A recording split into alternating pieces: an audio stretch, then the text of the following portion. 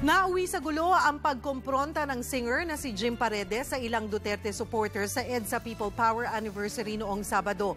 Dismayado naman ang ilang taga-showbiz sa pamamahiya raw ni Paredes sa mga kabataang nagrally. Umaaksyon si Gary De Leon. Look at me! Ha? Deny your conscience. Look at me. Hindi ka makatingin, ano? Ha? You can't even look. Do what? Look at me. Look at me. Now tell me. Tell me. Gusto ba si Duterte? No, of course. He's not responsible for 7,000 deaths.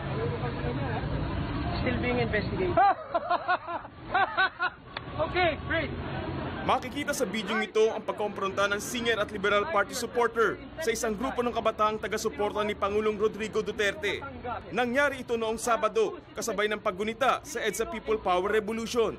Ginisa ni Paredes sa mga nagrally at kinwestiyon ang pagsuporta nito sa Pangulo sa kabila umuno ng pagpapatay nito sa nasa 7,000 Pilipino dahil sa war on drugs. Naging matipid ang sagot ng rallyista sa mga tirada ni Paredes. Nagtuloy-tuloy sa panenermon si Paredes at tila ininsulto pa ang paniniwala ng mga rallyista. Hindi ba alam mali kayo? And yet insist hanggang maniwala kayo na totoo. What is wrong with that? What is wrong with your thinking?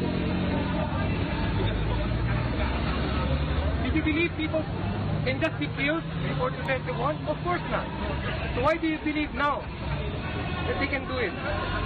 He even said so, he even told the citizens, patayin niyo yung mga ating. Sabi na sa pulis, kung walang baril, mag-iwan kayo ng baril. Nanahimik ang mga rallyista at pinapatanda lang ang matirada ni Paredes ng Duterte peace sign. Maya-maya pa, tinangkang kunin ng kampo ni Paredes ang banner ng grupo ng Duterte supporters na nauwi sa komosyon. Agad din ito inawat ng mga pulis. Ikinadismaya ng Duterte Youth ang panggigipit umano sa kanila ng grupo ni Paredes. Nagulat lang kami nung kinuyog kami ng grupo ni Jim Paredes. They took our banner which stated we support President Rodrigo Roa Duterte. Nagulat kami kasi alam niyo for the longest time Jim Paredes and the others there are saying that they're for decency, they're for goodness here in our country. Tapos nilapitan kami, tinulak yung tiyan namin, tapos biglang agaw ng tarpaulin namin. Hindi raw sila dapat pinilit paalisin dahil bukas naman daw ang EDSA sa lahat ng Pilipino, kahit pa ang Pangulo ang kanilang sinusuportahan. You posted in a Twitter that EDSA is free for all. EDSA is for everyone. EDSA is for all Filipino people. So kami po dito, mga supporters ng Pangulo, we're also part of the Filipino people. Mas madami nga po kami kaysa sa inyo eh. Hindi rin nagustuhan ng ilang taga-showbiz, gaya ng aktres na si Elizabeth Oropesa at ni Mystica, ang inasta ni Paredes.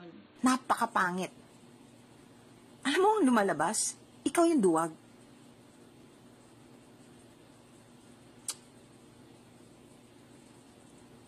I'm so disappointed.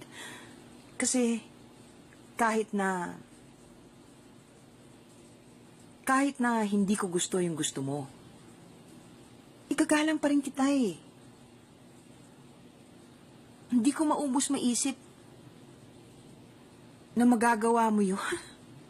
Kung gaano ka katapang na sinasabi mo, bakit yung mga bata ang pinagsabihan mo ng ganun? Bakit hindi mo diretso kung ano yung gusto mong sabihin kay Duterte na look at me. Pakita mo sa kanya kung gaano kakatapang. Hindi yung ibabaling mo sa mga walang kamuwang-muwang mga tao o kay mga kabataan na nandun. Agad namang nagpaliwanag si Paredes. Naging bastos daw ang Duterte supporters sa rally, kaya napilitan siyang komprontahin ng mga ito. Umaaksyon. Gary De Leon, News 5.